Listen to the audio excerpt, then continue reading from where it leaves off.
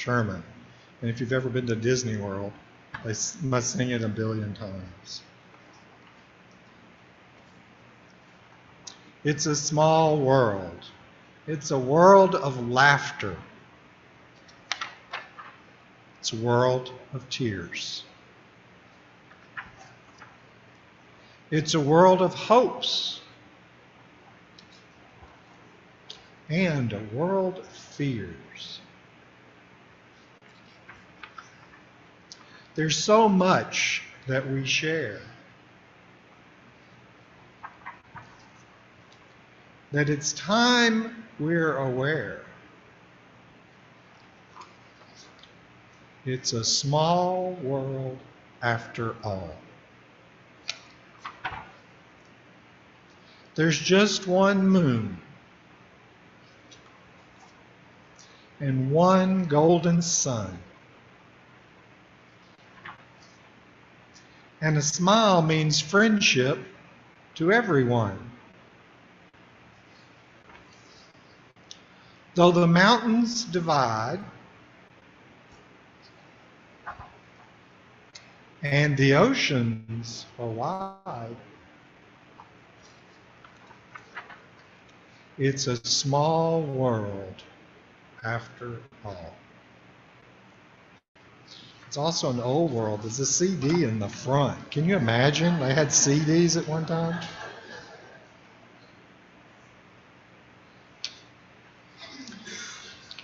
Now to go to a little bigger world. My reading this morning is from a PhD degreed theoretical physicist, and it's titled The Tao of Physics, and it was written by Fritjof Capra. I see science and mysticism as two complementary manifestations of the human mind, of its rational and intuitive faculties. The modern physicist experiences the world through an extreme specialization of the rational mind, the mystic through an extreme specialization of the intuitive mind. The two approaches are entirely different and involve far more than a certain view of the physical world. However, they are complementary, as we have learned to say in physics. Neither is comprehended in the other, nor can either of them be reduced to the other. But both of them are necessary, supplementing one another for a fuller understanding of the world. To paraphrase an old Chinese saying, mystics understand the roots of the Tao, but not its branches. Scientists understand its branches, but not its roots. Science does not need mysticism, and mysticism does not need science. But man and woman need both. Mystical experience is necessary to understand the deepest nature of things, and science is essential to modern life. What we need, therefore, is not a synthesis, but a dynamic interplay between mystical intuition and scientific analysis. So far, this has not been achieved in our society. At present, our attitude is too yang, using another Chinese idea, too rational, too male, and too aggressive. Scientists themselves are a typical example. Although their theories are leading to a worldview which is similar to that of mystics, it is striking how little this has affected the attitudes of most scientists. In mysticism, knowledge cannot be separated from a certain way of life which becomes its living manifestation. To acquire mystical knowledge means to undergo a transformation. One could even say that knowledge is the transformation. Scientific knowledge, on the other hand, can often stay abstract and theoretical. Thus, most of today's physicists do not seem to realize the philosophical, cultural, and spiritual implications of their theories. Many of them actually support a society which is still based on the mechanistic, fragmented worldview without seeing that science points beyond such a view towards a oneness of the universe, which includes not only our natural environment, but also our fellow human beings. I believe that the worldview implied by modern physics is inconsistent with our present society, which does not reflect the harmonious interrelatedness we observe in nature.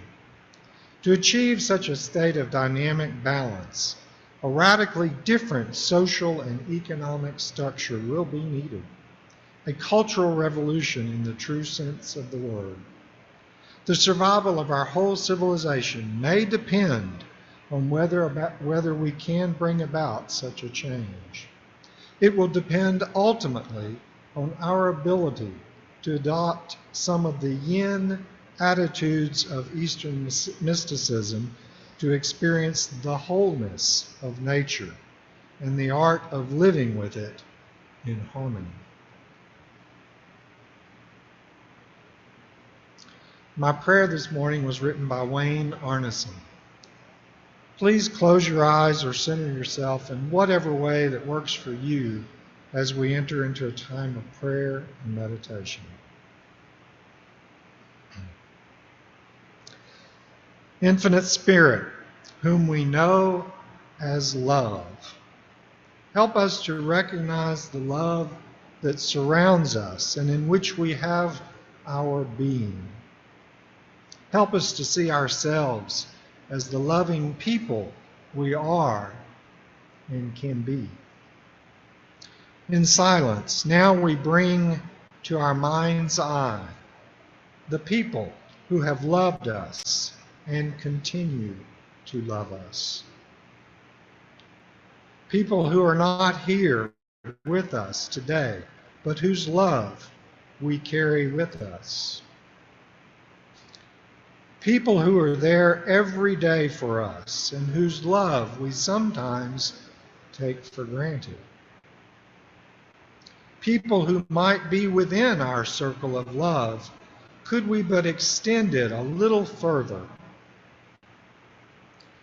In silence now, we hold these people in our hearts.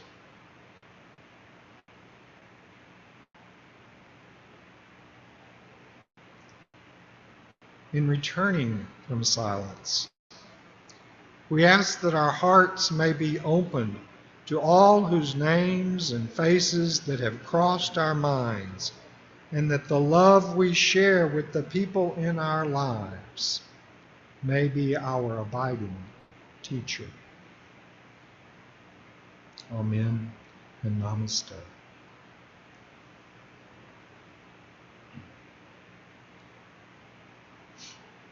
Okay, as you know, I'm an engineer, so I am a little bit of a geek. Not a lot, a little bit. So this is my geeky sermon. Several years ago, after a devastating tsunami, a small baby was discovered alive offshore. It was a miracle that this tiny baby survived amid all the destruction. My sister and I were talking about this amazing event, and she asked if I believed whether or not it was, in fact, a miracle. My immediate response was yes, but I added a fairly major caveat to my statement. I said all of life is a miracle, and that is exactly what I believe. I just don't believe all of life is a miracle in the mystical sense. Webster's dictionary actually defines miracle in two ways. First, a miracle is an extraordinary event manifesting divine intervention in human affairs. The second definition says a miracle is an extremely unusual event, thing, or accomplishment. I have a little difficulty with the divine intervention concept, but no problem whatsoever with the idea that a miracle is simply a highly unusual event. And those events happen often, and often for no reason at all. The fact that that baby lived was indeed a miracle. But once again, life itself is an unusual event, a highly unusual event, and all of life, in whatever form it takes, is a miracle. To illustrate my point, I'm going to use an old technique found in the Hebrew Bible known as an acrostic. An acrostic is a form of writing where the first letter or word of each line, paragraph, or other recurring feature in the text spells out a word or a message. We often use an acrostic as a mnemonic device in order to remember something. Many of the books of the Hebrew Bible have acrostic features, but sadly, the features are totally lost when they were translated from their original language to English. The word miracle will be my acrostic for this morning. So here goes. M is for mathematical probability. What exactly is the mathematical probability of life existing on some other Earth-like planet? According to one scientist from the University of East Anglia, infinity was invented to account for the possibility that in a never-ending universe, anything can happen. Life on other Earth-like planets, for example, is possible in an infinite universe, but not probable. The mathematical model produced by Professor Andrew Watson suggests that the odds of finding new life on other Earth-like planets are low because of the time it has taken for beings such as humans to evolve.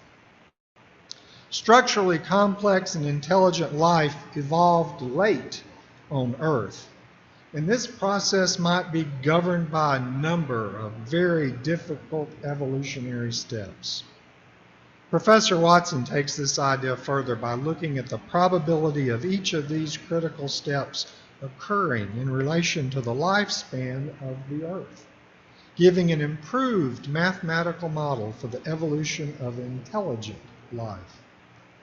His model, published in the journal Astrobiology, suggests that the chances of intelligent life emerging is low, less than 0.01% over 4 billion years.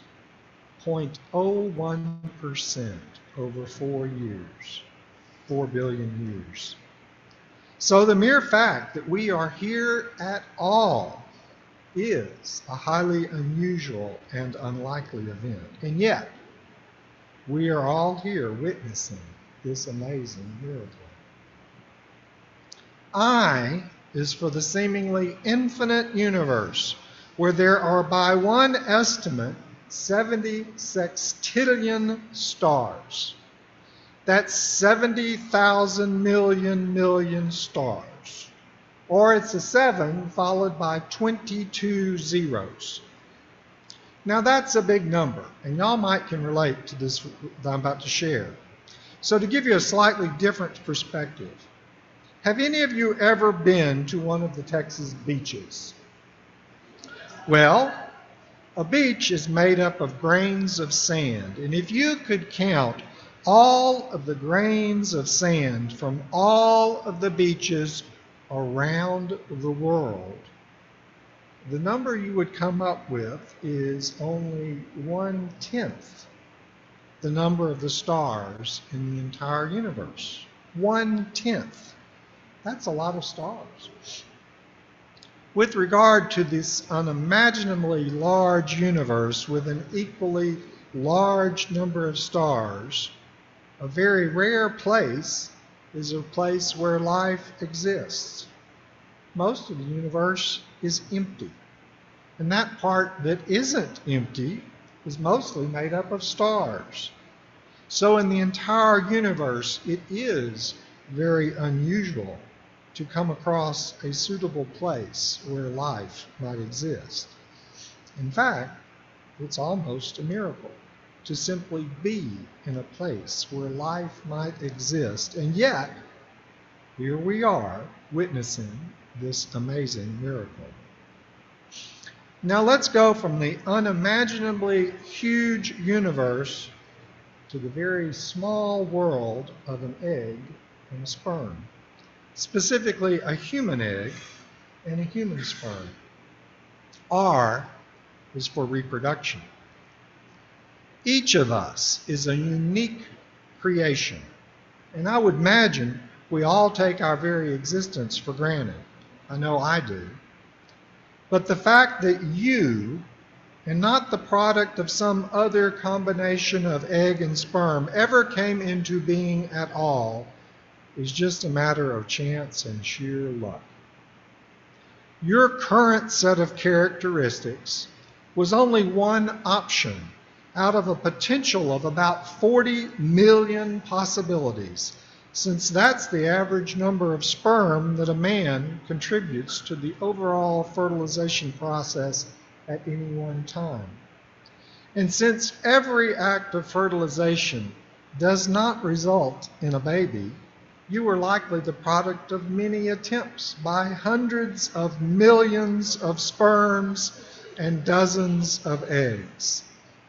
The actual likelihood that the specific combination of egg and sperm that is the you that came into being is 1 in hundreds of millions, a very unlikely event, possibly even a miracle.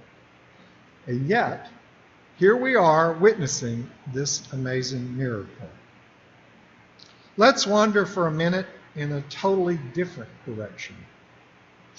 A is for the age of the earth, which is roughly 4.3 billion years old.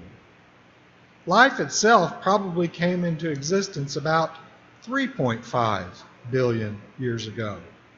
And we just happen to be a form of life that is self-aware and can sometimes appreciate our own existence.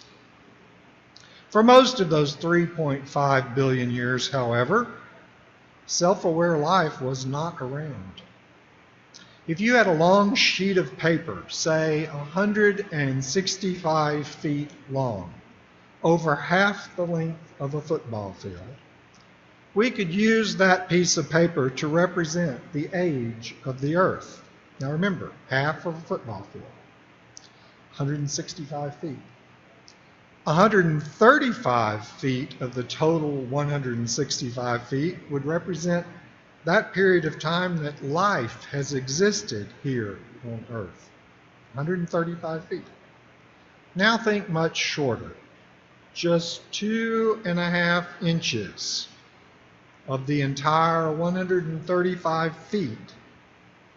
This would represent the length of time the genus Homo has been in existence, and only 1/10 of 1 inch would represent the length of time since humans started looking like we do today, a little over 200,000 years ago. So human beings have been around 1/10 of an inch out of a possible 135 feet of our rather long sheet of paper representing life on Earth. Of all the life forms that have existed over the past 3.5 billion years, the length of time humans have existed has been a small slice of that time, a limited and unusual event as compared to the entirety of time life has existed here on Earth. Once again, it's almost a miracle that we exist at all. And yet, here we are, witnessing this amazing miracle.